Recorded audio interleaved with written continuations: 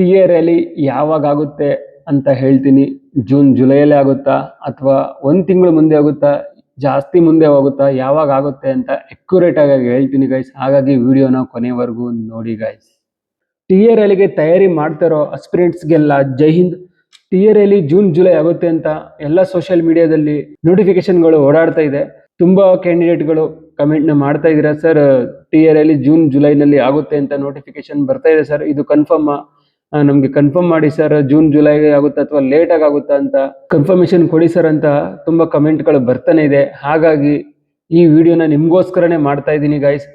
TA. Rally ಯಾವಾಗ ಆಗುತ್ತೆ ಅಂತ ಕನ್ಫರ್ಮೇಶನ್ ಕೊಡ್ತೀನಿ. ಇವತ್ತಿನ ವಿಡಿಯೋದಲ್ಲಿ ಟಿ.ಎ. ರ್ಯಾಲಿ ಯಾವಾಗ ಆಗುತ್ತೆ ಮತ್ತೆ ಅದರದ್ದು selection process, age, height, chest, PET ಯಾವ ತರ ಇರುತ್ತೆ, ರಿಟರ್ನ್ ಎಕ್ಸಾಮ್ ಯಾವ ತರ ಇರುತ್ತೆ, ಕ್ವಾಲಿಫಿಕೇಶನ್ ಏನಾಗಿರ್ಬೇಕು, ಇದ್ರ ಬಗ್ಗೆ ಪ್ರತಿಯೊಂದು ಇನ್ಫಾರ್ಮೇಶನ್ ಕೊಡ್ತಾ ಇದ್ದೀನಿ ಗೈಸ್. ಇದ್ರ ಜೊತೆಗೆ ನೀವು ಟಿ.ಎ. ಸೋಲ್ಜರ್ ಆದ್ಮೇಲೆ ಪ್ಯಾರಾ ಕಮಾಂಡೋ ಆಗೋದು ಹೇಗೆ, ಅದರ ಸೆಲೆಕ್ಷನ್ ಪ್ರೊಸೀಜರ್ ಏನು, ಮತ್ತೆ ಪ್ಯಾರಾ ಕಮಾಂಡೋದ ಡ್ಯೂಟಿ ಏನಿರುತ್ತೆ, ಫೆಸಿಲಿಟೀಸ್ ಏನೇನಿರುತ್ತೆ ಅನ್ನೋದ್ರ ಬಗ್ಗೆ ಕಂಪ್ಲೀಟ್ ಆಗಿ ಇನ್ಫಾರ್ಮೇಶನ್ ಕೊಡ್ತಾ ಇದ್ದೀನಿ. ಹಾಗಾಗಿ ವಿಡಿಯೋನ ಸ್ಕಿಪ್ ಮಾಡದೆ ಕೊನೆವರೆಗೂ ನೋಡಿ ಗೈಸ್. ಮತ್ತೆ ಯಾರೆಲ್ಲ ಚಾನಲ್ನ ಫಸ್ಟ್ ಟೈಮ್ ವಿಸಿಟ್ ಮಾಡ್ತಾ ಇದ್ದೀರಾ ಅವರು ಚಾನಲ್ನ ಸಬ್ಸ್ಕ್ರೈಬ್ ಮಾಡ್ಕೊಂಡು ಬೆಲ್ ಐಕನ್ನ ಕ್ಲಿಕ್ ಮಾಡಿ. ಮತ್ತೆ ಕೆಳಗಡೆ ಹೈಪ್ ಬಟನ್ ಕಾಣಿಸ್ತಾ ಇದೆ ನೋಡಿ, ಹೈಪ್ ಮಾಡಿ. ಹೈಪ್ ಮಾಡೋದ್ರಿಂದ ವಿಡಿಯೋ ತುಂಬಾ ಮಕ್ಕಳಿಗೆ ರೀಚ್ ಆಗೋಕೆ ಹೆಲ್ಪ್ ಆಗುತ್ತೆ. ಬನ್ನಿ ಈಗ ವಿಡಿಯೋನ ಸ್ಟಾರ್ಟ್ ಮಾಡೋಣ.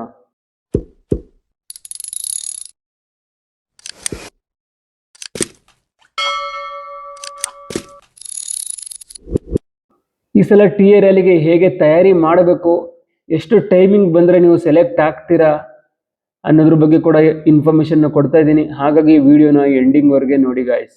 ಇದು ಟೆಂಪ್ರರಿ ಜಾಬ್ ಅಲ್ಲ, ಇದು ಪರ್ಮನೆಂಟ್ ಜಾಬ್ಗಳು. ಅಗ್ನಿವೀರಲ್ಲಾದರೆ 4 ವರ್ಷಕ್ಕೆ ಜಾಬಿಂದ ತೆಗಿತಾರೆ, ಆದರೆ ಟಿ.ಎ. ರ್ಯಾಲಿಯಲ್ಲಿ ಹಾಗಲ್ಲ, ನಿಮಗೆ ಪರ್ಮನೆಂಟ್ ಜಾಬ್ ಇರುತ್ತೆ ಗೈಸ್.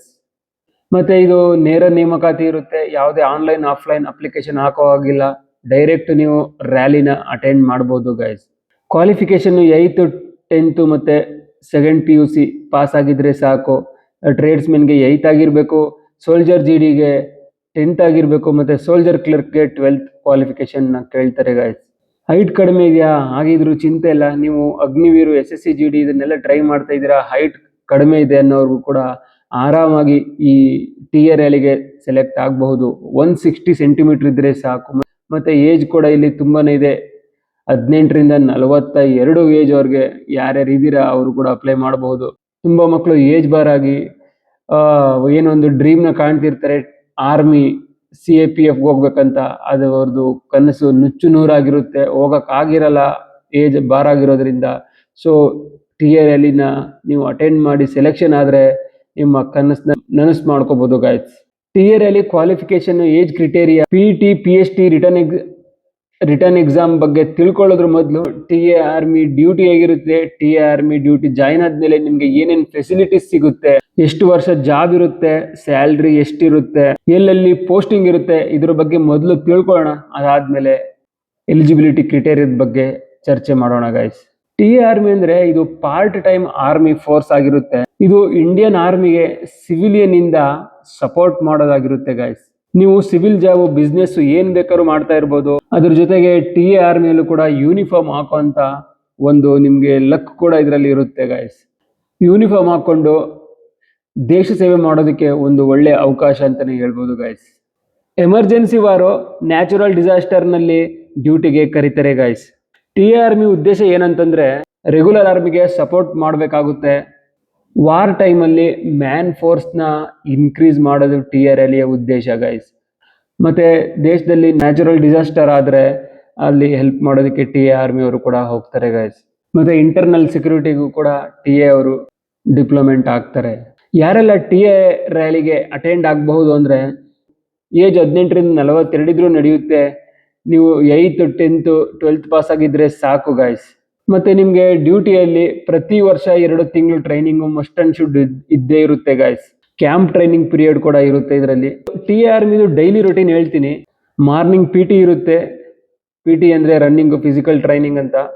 ಅದರಲ್ಲಿ ಓವರ್ ಆಲ್ ಎಕ್ಸರ್ಸೈಸ್ ಎಲ್ಲ ಮಾಡಿಸ್ತಾರೆ. Weapon training, field exercise, discipline ಮತ್ತೆ ಪೆರೇಡ್ ಇರುತ್ತೆ ಗೈಸ್.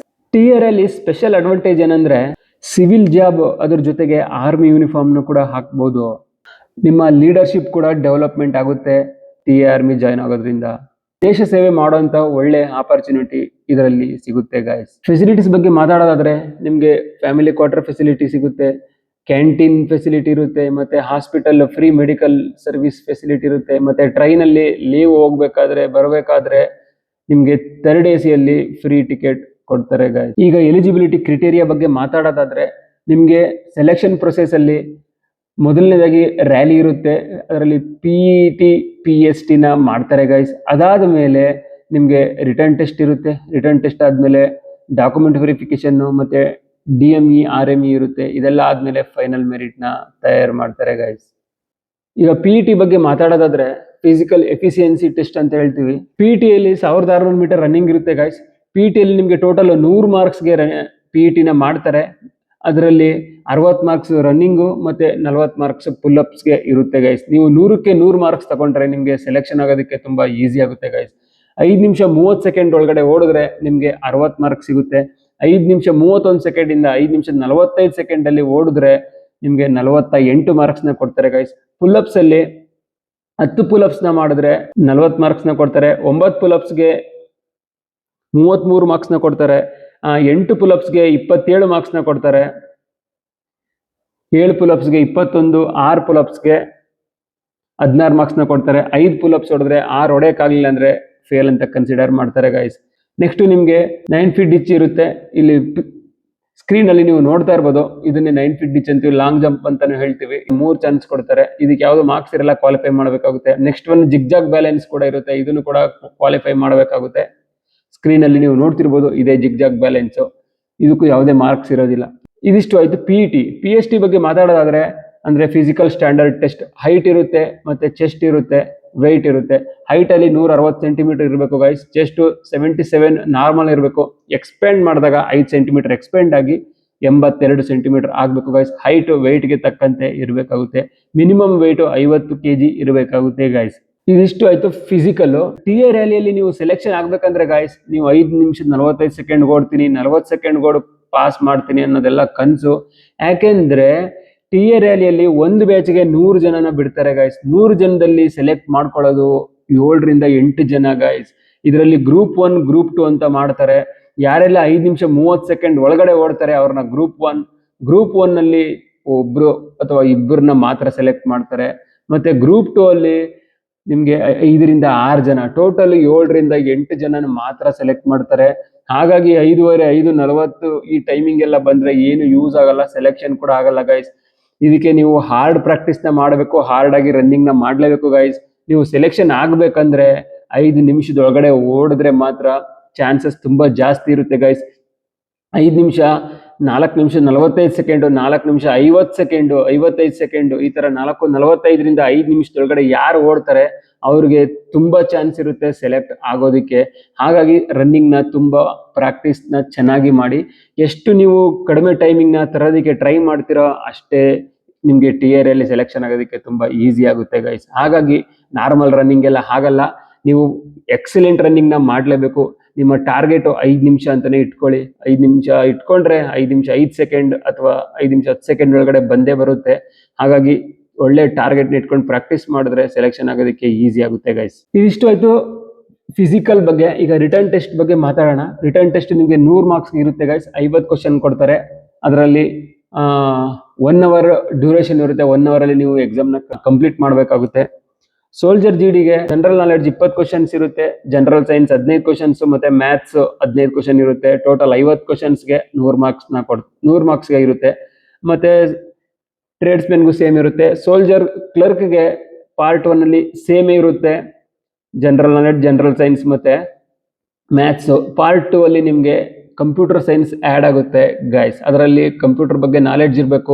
ನೆಕ್ಸ್ಟ್ ಎಜುಕೇಶನ್ ಕ್ವಾಲಿಫಿಕೇಶನ್ ಬಗ್ಗೆ ಮಾತಾಡೋದಾದ್ರೆ ಸೋಲ್ಜರ್ GDಗೆ 10th ಆಗಿರ್ಬೇಕು ಗೈಸ್. 10th ಅಲ್ಲಿ ಓವರ್ ಆಲ್ 45% ಮಾರ್ಕ್ಸ್ ನ ತಗೊಂಡಿರ್ಬೇಕು. ಮತ್ತೆ ಪ್ರತಿ ಸಬ್ಜೆಕ್ಟ್ ಅಲ್ಲೂ 33% ಮಾರ್ಕ್ಸ್ ಇರಲೇಬೇಕು. ಸೋಲ್ಜರ್ ಕ್ಲರ್ಕ್ಗೆ 2nd PU ಕಂಪ್ಲೀಟ್ ಆಗಿರ್ಬೇಕು. ಅದರಲ್ಲಿ 60% ಮಾರ್ಕ್ಸ್ ನ ನೀವು ತಗೊಂಡಿರ್ಬೇಕು ಗೈಸ್. Over all 60%. ಮತ್ತೆ ಪ್ರತಿ ಸಬ್ಜೆಕ್ಟ್ ಅಲ್ಲೂ 50% ಮಾರ್ಕ್ಸ್ ನ ತಗೊಂಡಿರ್ಬೇಕಾಗುತ್ತೆ. ನೆಕ್ಸ್ಟ್ ಟ್ರೇಡ್ಸ್ ಮೆನ್ಗೆ 8th ಅಥವಾ 10th ಕಂಪ್ಲೀಟ್ ಆಗಿದ್ರೆ ಸಾಕು ಗೈಸ್. ಇವ್ರಿಗೆ ಯಾವುದೇ ಪರ್ಸೆಂಟೇಜ್ ನ ಅವಶ್ಯಕತೆ ಇಲ್ಲ, ಜಸ್ಟ್ ಪಾಸ್ ಆಗಿದ್ರು ಸಾಕು. ಇದಿಷ್ಟು ಆಯ್ತು ಎಜುಕೇಶನ್ ಕ್ವಾಲಿಫಿಕೇಶನ್. ನೆಕ್ಸ್ಟ್ ಬರುತ್ತೆ ನಿಮಗೆ ಡಾಕ್ಯುಮೆಂಟ್ ವೆರಿಫಿಕೇಶನ್. ಡಾಕ್ಯುಮೆಂಟ್ ವೆರಿಫಿಕೇಶನ್ ಅಲ್ಲಿ 10th ಒರಿಜಿನಲ್ ಮಾರ್ಕ್ಸ್ ಕಾರ್ಡು ಮತ್ತೆ ಡೇಟ್ ಆಫ್ ಬರ್ತ್ ಪ್ರೂಫ್ಗೂ ಕೂಡ 10th ಒರಿಜಿನಲ್ ಮಾರ್ಕ್ಸ್ ಕಾರ್ಡ್ ಇರಬೇಕು. ಮತ್ತೆ Aadhaar card, PAN card, recent colourful passport 10ರಿಂದ 15 ಫೋಟೋಸು, ರೆಸಿಡೆನ್ಷಿಯಲ್ ಸರ್ಟಿಫಿಕೇಟು, ಇದೆಲ್ಲ ಡಾಕ್ಯುಮೆಂಟ್ಸ್ನ ನೀವು ಒರಿಜಿನಲ್ನ ತಗೊಂಡು ಹೋಗ್ಬೇಕಾಗುತ್ತೆ. ಅದ್ರ ಜೊತೆಗೆ 2 ಸೆಟ್ ಜೆರಾಕ್ಸ್ನ ಮಾಡಿ ಸೆಲ್ಫ್ ಅಟೆಸ್ಟ್ ಮಾಡಿ DVಗೆ ತಗೊಂಡು ಹೋಗಬೇಕಾಗುತ್ತೆ. ಫಿಸಿಕಲ್ ಆಯಿತು, ರಿಟರ್ನ್ ಆಯಿತು, DV ಆಯ್ತು. ಈಗ ಫೈನಲ್ ಆಗಿ ಮೆಡಿಕಲ್ ಬರುತ್ತೆ. ಮೆಡಿಕಲಲ್ಲಿ ನಿಮಗೆ ಕಂಪ್ಲೀಟ್ ಮೆಡಿಕಲ್ನ ಮಾಡ್ತಾರೆ ಗೈಸ್. ಮೆಡಿಕಲಲ್ಲಿ ಐ ಟೆಸ್ಟ್ನ ಮಾಡ್ತಾರೆ, ಹಲ್ಲಿನ ಟೆಸ್ಟ್ ಮಾಡ್ತಾರೆ, ಕಿವಿ ಟೆಸ್ಟ್ ಮಾಡ್ತಾರೆ, ಮತ್ತು ಚೆಸ್ಟ್ ಎಕ್ಸ್ರೇ ಇರುತ್ತೆ. ಅದಾದಮೇಲೆ ಬ್ಲಡ್ ಟೆಸ್ಟ್ ಇರುತ್ತೆ. ಬ್ಲಡ್ ಟೆಸ್ಟಲ್ಲಿ ನಿಮಗೆ HIV, ಹಿಮೋಗ್ಲೋಬಿನ್, ಬ್ಲಡ್ ಶುಗರ್ ಇದನ್ನೆಲ್ಲ ಟೆಸ್ಟ್ ಮಾಡ್ತಾರೆ. Next liver test, kidney test ಇರುತ್ತೆ. ಮತ್ತು ನಾಕ್ ನೀಸು, ಫ್ಲಾಟ್ ಫೀಟು ಈ ಟೆಸ್ಟ್ನು ಕೂಡ ಮಾಡ್ತಾರೆ. ಮತ್ತು ECG ಟೆಸ್ಟ್ನ ಮಾಡ್ತಾರೆ. ನಿಮ್ಮ ಹಾರ್ಟ್ ಹೆಲ್ತ್ನ ಚೆಕ್ ಮಾಡ್ತಾರೆ. A to Z ನಿಮಗೆ ಮೆಡಿಕಲ್ನ ಮಾಡ್ತಾರೆ ಗೈಸ್. ಪ್ರಾಬ್ಲಮ್ ಆದರೆ ನಿಮಗೆ ಟೆಂಪ್ರರಿ ಅನ್ಫಿಟ್ ಮಾಡ್ತಾರೆ. 10ರಿಂದ 15 ದಿನ ಟೈಮ್ ಕೊಡ್ತಾರೆ. ಮತ್ತೆ ನೀವು ಅದನ್ನು ಸರಿಪಡಿಸ್ಕೊಂಡು ಹೋಗಿ ಮೆಡಿಕಲ್ನ ಅಟೆಂಡ್ ಮಾಡಬೇಕಾಗುತ್ತೆ. ಇದೆಲ್ಲ ಆದಮೇಲೆ ಫೈನಲ್ ಲಿಸ್ಟ್ನ ಬಿಡ್ತಾರೆ ಗೈಸ್. ಇದಿಷ್ಟು ಆಯಿತು ಸೆಲೆಕ್ಷನ್ ಪ್ರೊಸೆಸ್. ರ್ಯಾಲಿ ಮೂಲಕ ಆಗ್ಬೋದಾ ಅಥವಾ ಡೈರೆಕ್ಟ್ ಪ್ಯಾರಾಕಮಾಂಡೋ ತಗೋತಾರ ಅಂತ ಕೇಳ್ತಿರ್ತೀರಾ. ಇಲ್ಲ, ನೀವು ಮೊದಲು TS ಸೋಲ್ಜರ್ ಆಗಬೇಕು. TS ಸೋಲ್ಜರ್ ಆದಮೇಲೆ ಪ್ಯಾರಾಕಮಾಂಡೋಗೆ ಯಾರಿಗೆಲ್ಲ ಹೋಗೋದಕ್ಕೆ ಇಂಟ್ರೆಸ್ಟ್ ಇದೆ ಅಂದ್ಬಿಟ್ಟು ಕೇಳ್ತಾರೆ. ಅಥವಾ ಪ್ಯಾರಾಕಮಾಂಡೋದು ಕೂಡ ವೇಕೆನ್ಸಿನ ಬಿಡ್ತಾರೆ ಡಿಪಾರ್ಟ್ಮೆಂಟ್ ಒಳಗಡೆ. ಅವಾಗ ಯಾರಿಗೆಲ್ಲ ಇಷ್ಟ ಇದೆ, ಯಾರಿಗೆಲ್ಲ ಎಲಿಜಿಬಿಲಿಟಿ ಇದೆ ಅವರು ಹೋಗ್ಬೋದು. ಎಲಿಜಿಬಿಲಿಟಿ ಕ್ರಿಟೇರಿಯಾ ಏನೇನು ಬೇಕು ಅಂತಂದರೆ, ನೀವು ರ್ಯಾಲಿಯಲ್ಲಿ 5 ನಿಮಿಷದ ಒಳಗಡೆ ರನ್ನಿಂಗ್ ಓಡಿರ್ಬೇಕು ಗೈಸ್. ಮತ್ತೆ ರಿಟರ್ನ್ ಎಕ್ಸಾಮ್ ಅಲ್ಲಿ ಜಾಸ್ತಿ ಮಾರ್ಕ್ಸ್ನ ತಗೊಂಡಿರ್ಬೇಕು. ಪ್ಯಾರಾಕಮಾಂಡೋ ಅಂದ್ರೆ ಏನು, ಡ್ಯೂಟಿ ಹೇಗಿರುತ್ತೆ ಅಂತ ತಿಳ್ಕೊಳ್ಳೋಣ ಗೈಸ್. ಇವರು ಹೈ ರಿಸ್ಕ್, ಸೀಕ್ರೆಟ್ ಮತ್ತೆ ಮೋಸ್ಟ್ ಡೇಂಜರಸ್ ಮಿಷನ್ನ ಮಾಡ್ತಾರೆ ಗೈಸ್. ಮೊದಲು TS ಸೋಲ್ಜರ್ ಆಗಬೇಕು, ಅದಾದ್ಮೇಲೆ ಪ್ಯಾರಾಕಮಾಂಡೋ ಆಗಬಹುದು. ಕೌಂಟರ್ ಟೆರರಿಸಮ್ ಆಪರೇಷನ್ಸ್ ನ ಮಾಡ್ತಾರೆ. ಯಾವ ತರ ಅಂದ್ರೆ, ಟೆರರಿಸ್ಟ್ ಮೇಲೆ ಡೈರೆಕ್ಟ್ ಆಕ್ಷನ್, ಡೈರೆಕ್ಟ್ ಅಟ್ಯಾಕ್ ನ ಮಾಡ್ತಾರೆ. ರೆಸ್ಕ್ಯೂ ಹೋಸ್ಟ್ ನ ಮಾಡ್ತಾರೆ. ಸರ್ಜಿಕಲ್ ಸ್ಟ್ರೈಕ್ಸ್ ನ ಮಾಡ್ತಾರೆ. ಮತ್ತೆ ಮಿಷನ್ ನೈಟ್ ಆಪರೇಷನ್ಸ್ ನ ಕೂಡ ಪ್ಯಾರಾಕಮಾಂಡೋ ಅವರು ಮಾಡ್ತಾರೆ ಗೈಸ್. ಅದ್ರ ಜೊತೆಗೆ ಶತ್ರುಗಳ ಏರಿಯಾಗೆ ಸೀಕ್ರೆಟ್ ಆಗಿ ಎಂಟ್ರಿ ಕೊಡೋದು, ಇಂಟೆಲಿಜೆನ್ಸ್ ನ ತಿಳ್ಕೊಳ್ಳೋದು, ಎಲ್ಲೆಲ್ಲಿ ಏನೇನು ಆಗ್ತಾ ಇದೆ ಅಂತ, ಹೈ ವ್ಯಾಲ್ಯೂ ಟಾರ್ಗೆಟ್ ನ ನ್ಯೂಟ್ರಲೈಸ್ ಮಾಡೋದು, ಜಂಗಲ್ ಮೌಂಟೇನ್ ವಾರ್ಫೇರ್ ನ ಮಾಡೋದು, forest operation, high altitude operation, ಈ ತರ ಎಲ್ಲ ಡ್ಯೂಟಿ ಪ್ಯಾರಾಕಮಾಂಡೋ ಅವ್ರದ್ದು ಇರುತ್ತೆ ಗೈಸ್.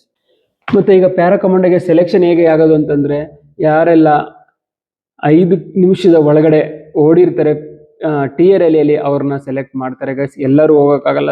ಯಾರೆಲ್ಲ 5 ನಿಮಿಷ 10 ಸೆಕೆಂಡ್ ಓಡಿರ್ತಾರೆ, 15 ಸೆಕೆಂಡ್ ಓಡಿರ್ತಾರೆ, ಅವರು ಪ್ಯಾರಾಕಮಾಂಡೋಗೆ ಆಗ್ತೀನಿ ಅಂದ್ರೆ ಆಗೋದಿಲ್ಲ.